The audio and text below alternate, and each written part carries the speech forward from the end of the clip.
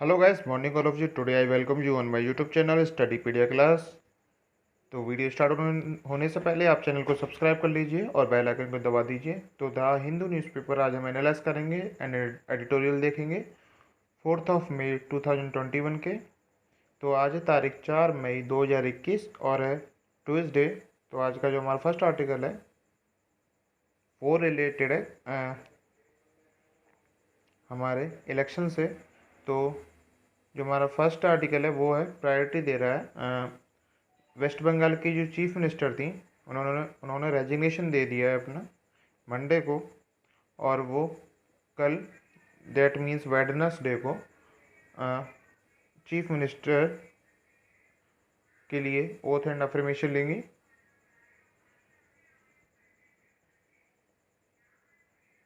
That means 5 मई 2021 5 मई को Mamata Banerjee chief minister of West Bengal third time शपथ लेंगी। और ये जिस पार्टी की हैं उसका नाम है तृणमूल कांग्रेस। नेक्स्ट देखेंगे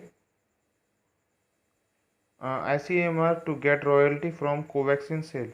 तो ICMR रॉयल्टी कोवैक्सीन सेल करने से कोवैक्सीन को सेल करने से रॉयल्टी मिल रही है ICMR को। तो ICMR के बारे में जानेंगे। तो ICMR एक एपेक्स बॉडी है इंडिया में जो कि फॉर्मुलेशन करती है और कोऑर्डिनेट करती है और प्रमोशन करती है बायोमेडिकल रिसर्च को। मतलब जो बनाती है और खुद ही कोऑर्डिनेट करती है। कोऑर्डिनेशन मतलब एक तरीके से मतलब सब चीज़ खुद करती है और प्रमोशन करती है अपने बायोमेडिकल रिसर्च को। और its mandate to conduct coordinate और implement medical research for the benefit of society. और जो भी ये रिसर्च होती है कंडक्ट कराई जाती है ये सिर्फ सोसाइटी के लिए और मेडिकल इनोवेशन के लिए, ताकि मेडिकल जो सप्लाईज है उन्हें बढ़ाया जा सके, उसके लिए की जाती है। और ये पब्लिक हेल्थ सिस्टम में इंट्रोड्यूस की जाती है बस। और it is founded by the government of India through the department of health research, ministry of health and family welfare. तो ये ICMR फाउंड किया गया था गवर्नमेंट ऑफ इंडिया के तहत, जो कि बनाया गया है डिपार्टमेंट ऑफ हेल्थ रिसर्च और ministry of family health and welfare department के द्वारा।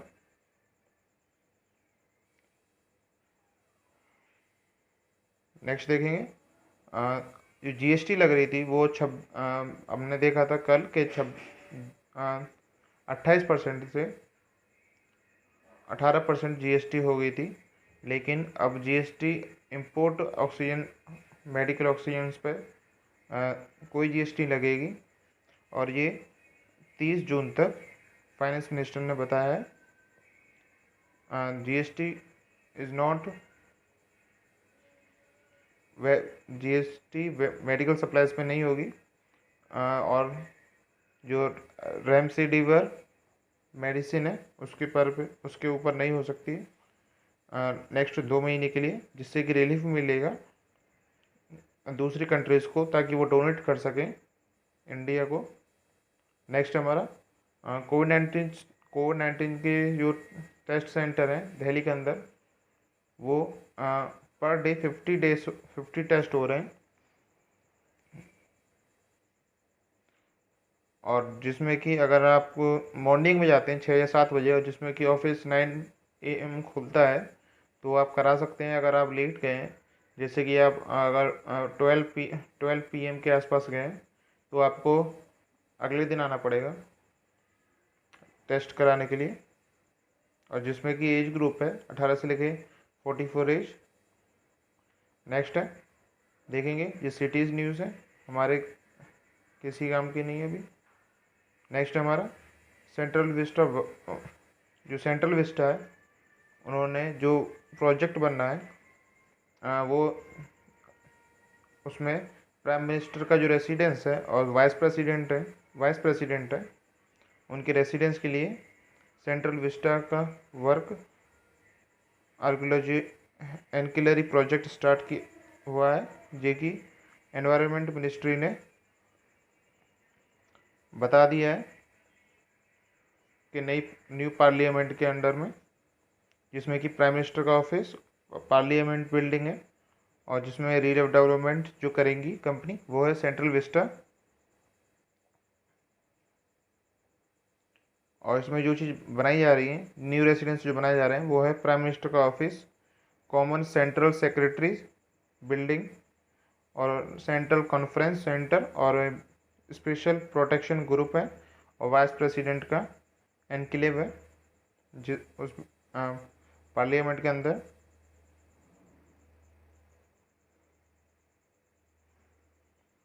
और इसका टोटल जो प्रोजेक्ट की जो कॉस्ट बनी है वो है 13,500 करोड़। और ये प्रोजेक्ट जो बनाई जा रही है सेंट्रल विस्टा के द्वारा बनाया जा रहा है। नेक्स्ट देखेंगे जो 7 Myanmar refugees can approach UNHCR।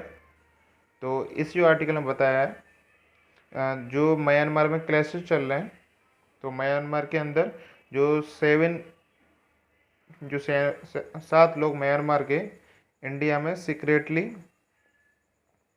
आ गए हैं, और जो कि इंडिया के लिए ट्रैवल किए थे और UNHCR में पहुंच गए, और ये एक प्रोटेक्शन के लिए।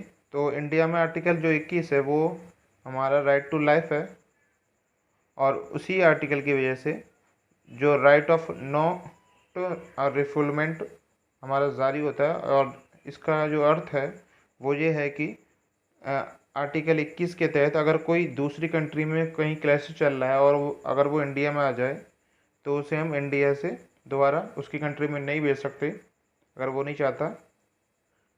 तो उसे राइट टू लाइफ का आर्टिकल 21 उस पर लागू होता है। तो जो 7 मेंबर है म्यांमार के, ये इंडिया से म्यांमार के लिए हम इन्हें डिपोर्ट नहीं करा सकते अंडर आर्टिकल 21। तो ये इसलिए इम्पोर्टेंट हो जाता है। नेक्स्ट देखेंगे। नेक्स्ट हमारा ICMR get royalty from sale of Bharat Biotech Covaxin. ये मैं भी बात कर चुका हूँ।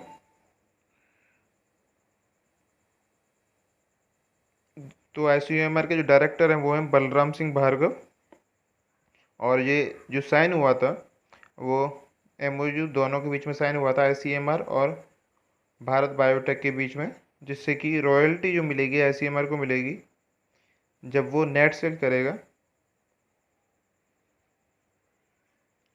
और जो IP जो प्रोडक्ट पे प्रिंट की जाएगी वो ICMR national institute of virology print की जाएगी कोवैक्सीन बॉक्सेस पे, जो कि अब भी की जा रही है। इसमें बस इतना ही है। नेक्स्ट देखेंगे। नेक्स्ट हमारा adequate oxygen available, home minister official said. तो होम मिनिस्ट्री ने बताया है कि ऑक्सीजन है जो इंडिया में वो अभी भी मीडियम लेवल पर है, तो अभी कोई भी क्लैशेस नहीं है। गवर्नमेंट ये कह रही है, होम मिनिस्ट्री। नेक्स्ट देखेंगे हमारा सीरम इंस्टीट्यूट ऑफ इंडिया ने सेट किए हैं 240 मिलियन पाउंड UK के अंदर, और इन्वेस्ट कर रही है। और UK और इंडिया के जो बायलैटरल समिट है, प्राइम मिनिस्टर बोरिस जॉनसन ने जो अनाउंस किया है 1 पाउंड बिलियन इन्वेस्टमेंट, जो कि इंडियन कंपनी जो कि क्रिएट करेगी 6,500 जॉब्स UK। तो 6,500 जॉब जो UK में क्रिएट होंगी, जो बिगेस्ट इन्वेस्टमेंट होगा सीरम इंस्टीट्यूट ऑफ इंडिया के द्वारा, जो कि 240 मिलियन पाउंड इन्वेस्ट करेगी हमारी SII। तो SII की जो एम है वो है firm vaccine and business in the UK, and जो न्यू सेल्स बनेंगी सीरम वैक्सीन्स की, वो यूके के अंदर सेल की जाएंगी। नेक्स्ट देखेंगे। नेक्स्ट है हमारा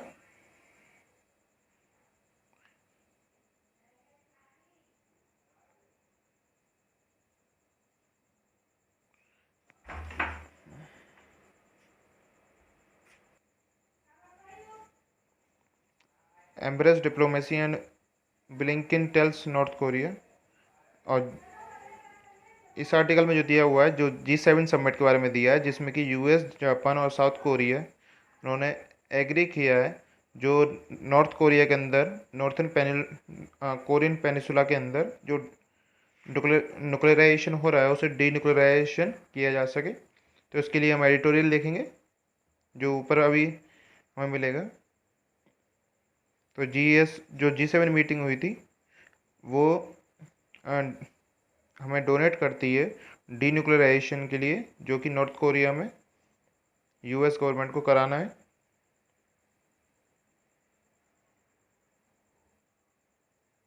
हमारी नेक्स्ट आर्टिकल है म्यांमार कंट्री से, जिसमें कि जो गोरिल्लास हैं उन्होंने बताया है कि उन्होंने गवर्नमेंट का जो एक हेलीकॉप्टर ऊपर उड़ रहा था उसे क्रैश करा दिया है बहुत हैवी फाइटिंग स्ट्रेटजी के द्वारा। और जो जनता कर्फ्यू अभी चल रहा है इंडिया में, वो सॉरी म्यांमार के अंदर, वो काचिन और कारिन डिस्ट्रिक्ट के अलग है, जो कि गवर्नमेंट ने बताया है।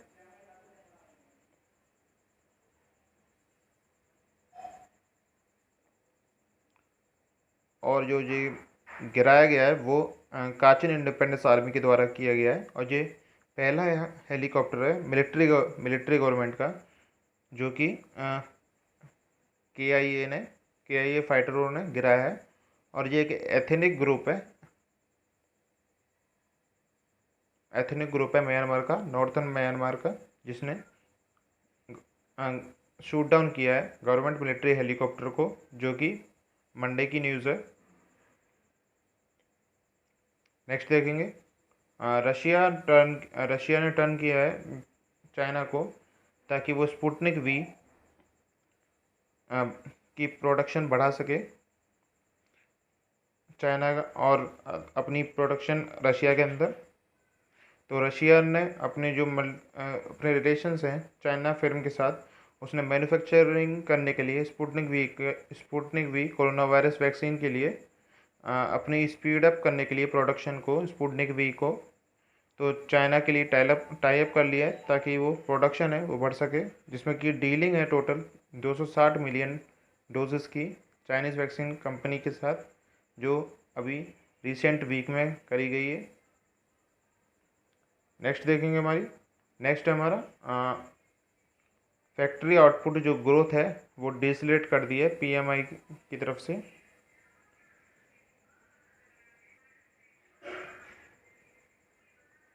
इस आर्टिकल में जो दिया गया है वो जो फैक्ट्री का जो आउटपुट ग्रोथ है वो डिसलेट हो रहा है। तो उसमें बताया कि इंडिया की जो मैन्युफैक्चरिंग सेक्टर हैं उनकी जो एक्टिविटी है वो अप्रैल मंथ से गिर गई हैं। जो उनकी रेट ऑफ ग्रोथ है न्यू ऑर्डर बनाने की, और जो आउटपुट अपना जो लास्ट 8 मंथ से दे रहे हैं वो कम हो गया है कोरोना वायरस क्राइसिस की वजह से। तो अप्रैल मंथ ने सबसे ज़्यादा अपनी जो इंक्रीजिंग आउटपुट है वो 7 सालों में अभी तक जो सबसे डाउएस्ट रेट गई है। और जो सबसे फास्टेस्ट रेट थी अपने एक्सपोर्ट के लिए वो अक्टूबर 2020 में था। नेक्स्ट देखेंगे नेक्स्ट है हमारा ओपेक ने शेयर की है इंडिया की जो ऑयल इंपोर्ट रेट है वो है गिर गई है 11.8% तक, जो कि मार्च 2021 की जो रेट है। और जो इसकी वो जो जी थर्ड बिगेस्ट ऑयल की इम्पोर्टेंट फेल रेट जो है वो 3.97 million barrels per day financial year 2021 की जो ये रेट है जो कि 11.8% है, जो कि आपको याद रखना है। ऑयल इंपोर्ट गिरी है 11.8%।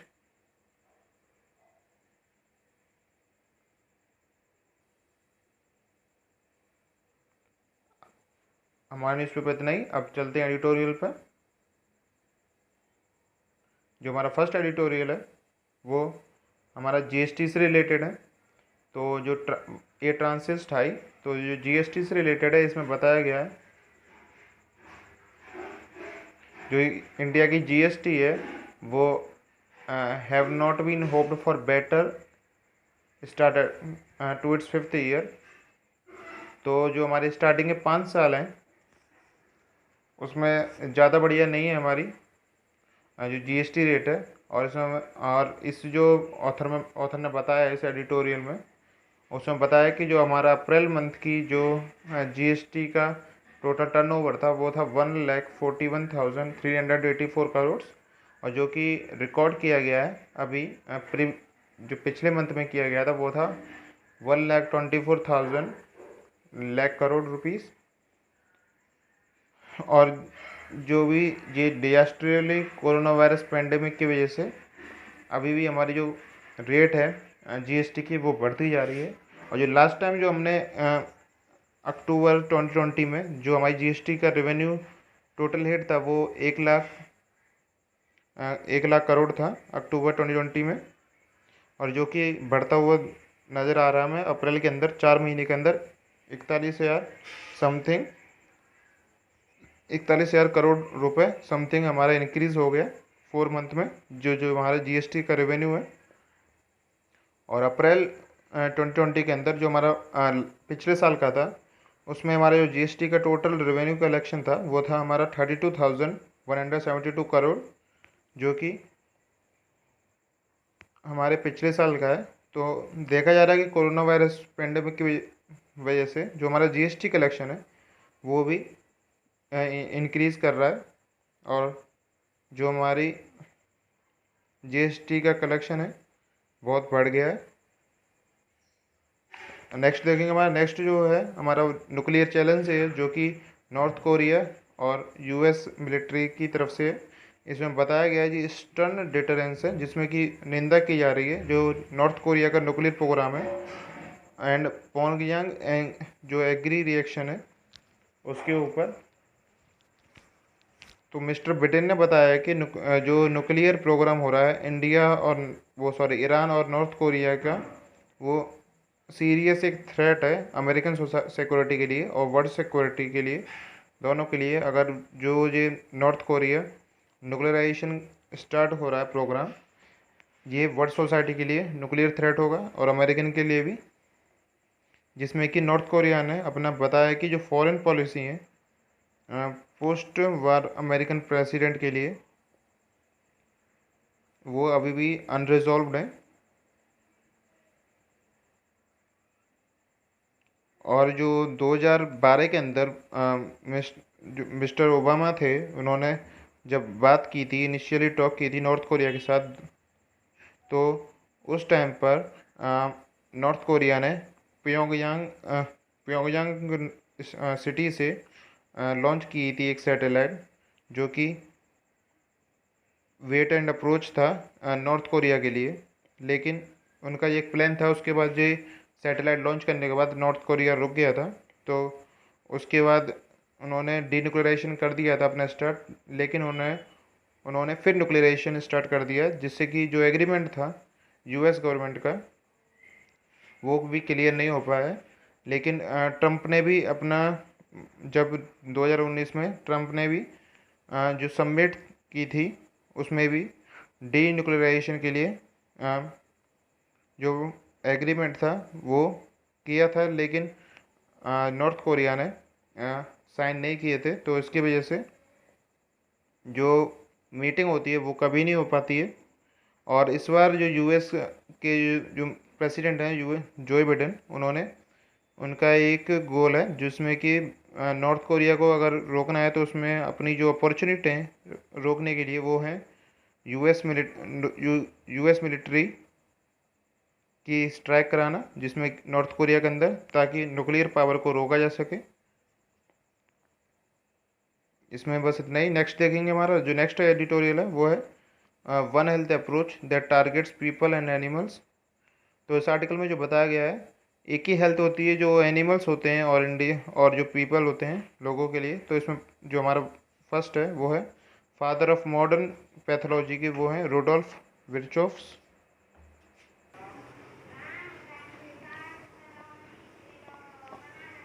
और जिन्होंने 1856 से एनिमल और ह्यूमन मेडिसिन के लिए स्टार्ट की थी। तो इसमें वो जो हमारा अभी वेटरनरी डे जो बनाया गया है वो 24 अप्रैल को बनाया गया है 2021 में, जो कि फोकस करता है हमारा इंटरकनेक्टेडनेस ऑफ द एनिमल और ह्यूमन एंड एनवायरनमेंट के लिए, जो कि अप्रोच है वन हेल्थ के लिए। क्योंकि जो मेडिसिन्स होती हैं एनिमल जानवरों के लिए और इंसानों के लिए और एनवायरनमेंट दोनों में, तो जो उनके लिए मेडिसिन्स बनाई जाती हैं वो एक ही होती हैं। और जो वेटरनरी का मीनिंग जो होता है वो होता है एनिमल से रिलेटेड, जो कि डॉक्टर्स होते हैं जो इनका इलाज करते हैं। नेक्स्ट है हमारा जो अक्रॉस दी स्पेशल बैरियर। तो इसमें जो बताया गया है जूनोटोनिक जो डिसीज़ होती है इन्फेक्टियस, जो डिसीज़ होती है इन्फेक्टियस, जो कि इमरजेंसी में की जा रही है, तो वो होती है जो कि ट्रांसफ़र की जाती है एनिमल से लेके ह्यूमन तक। और ये थ्रोपोजोनोटिक इन्फेक्शन जो होता है वो ट्रांसफ़र किया होता है ह्यूमन से एनिमल में। तो दोनों का जो इम्पेक्ट पड़ता है ह्यूमन बॉडी एनिमल्स दोनों के लिए पड़ता है, जो कि डिसीज़ ट्रांसफ़र की होती है। और अभी भी हमने रिसेंटली कुछ सालों में कुछ वायरसेस देखे हैं, जैसे कि Nipah virus, Ebola, severe acute respiratory syndrome, जिसको हम सार्स भी कहते हैं, और मेर्स भी है जो मिडिल ईस्ट का रेस्पिरेटरी सिंड्रोम है वायरस, और एवियन इन्फ्लुएंसी एक और जो वायरस है जो कि हमने रिसेंटली ईयर्स में देखे, जो कि लिंकेज है टोटल जो एनिमल्स और ह्यूमन हेल्थ के ऊपर, दोनों के ऊपर अफेक्ट करते हैं और जो कि ट्रांसफ़र होते हैं।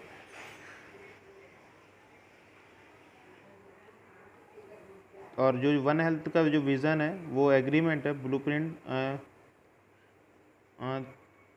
ऑर्गेनाइजेशंस के लिए, जो कि फूड एंड एग्रीकल्चर ऑर्गेनाइजेशन है यूनाइटेड नेशन की, और WHO है, और एक world organisation for animal health के लिए भी, और यूनाइटेड नेशन एनवायरनमेंट प्रोग्राम के लिए, जो कि ग्लोबली इनिशिएटिव है, जो कि सपोर्ट करता है यूनिसेफ को, ताकि वो कंट्रीब्यूट कर सकें वन वर्ल्ड वन हेल्थ के लिए, जो कि ओवरएचिंग गोल है पूरी वर्ल्ड वाइड में। और इंडिया में जो स्टेबलाइज किया गया था नेशनल स्टैंडिंग कमेटी जूनोसिस, जो कि 1980s में की गई थी, वो उस पर ही फंड किया गया था, ताकि सेंटर वन हेल्थ का एक इनिशिएटिव चालू कर सके, जो कि department of animal husbandry and dairy के लिए लॉन्च की गई थी। कई सारी स्कीम 2015 तक, 2015 से फंडिंग भी की जा रही है इस कमेटी में, जिसका नाम है नेशनल स्टैंडिंग कमेटी जूनोसिस के ऊपर।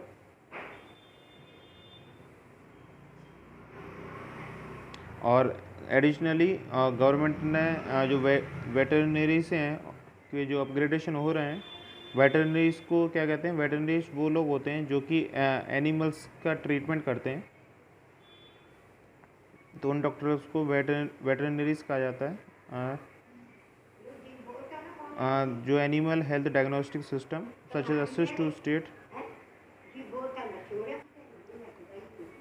WHO ने एस्टिमेट किया है कि जो रेबीज़ का था जूनोटिक डिसीज़ है जो उसके लिए जो ग्लोबली इकोनॉमी थी 6 बिलियन एनुअली थी, जिसमें कि 97% एनिमल जो रेबीज़ केसेस हो रहे हैं इंडिया में, उनको डॉग्स की वजह से जो हो रहे हैं उनको रोकने के लिए अभी तक 97% ह्यूमन रेबिस डिलिमिटेशन कर दिए गए और वैक्सीनेशन कर दिया गया ताकि फ्री ऑफ रेबिस कंट्री हो सके। सिंपल भाषा में बात करें तो WHO ने जो ग्लोबली एनुअली इकोनॉमी में $6 बिलियन जो इन्वेस्ट किए थे, जिसमें कि 97% जो ह्यूमन रेबिस केसेस होते हैं इंडिया के अंदर, उन्हें रोकने के लिए तो मास रेट पर जो डॉग का वैक्सीनेशन हो रहा है रेबिस केसेस पे, उसको रोका जा सके। और नेक्स्ट हमारा जो साइंटिस्ट होते हैं उन्होंने ऑब्जर्व किया है कि 1.7 मिलियन जो वायरस हैं अभी वर्ल्ड वाइड में वो सर्कुलेट हो रहे हैं पूरी वाइल्ड लाइफ पर, जो कि जूनोटिक भी हो सकते हैं और जो डिटेक्ट आधे कुछ भी ऐसे वायरस हैं जो डिटेक्ट नहीं करे जा सकते। जैसे कि स्टार्टिंग में हमारा कोरोना वायरस था, लेकिन जो हमें एक जो टारगेट होता है हमारा वन हेल्थ विज़न के लिए, वो अभी भी ऑनगोइंग चल रहा है, ताकि हर एक जो वायरसेस आ रहे हैं ताकि उन्हें हम टैकल कर सकें। और जो पेंडेमिक है उसे भी, तो जो हमारा जो सिंपल टारगेट है वो है one health target is the need for an hour. दोस्तों अभी तक के लिए यही, जब तक के लिए जय हिंद। कल मिलेंगे, तो चैनल को सब्सक्राइब कीजिए, लाइक कीजिए और फॉलो कीजिए। अगर आपको वीडियो पसंद आया हो तो शेयर ज़रूर करें। जब तक के लिए जय हिंद।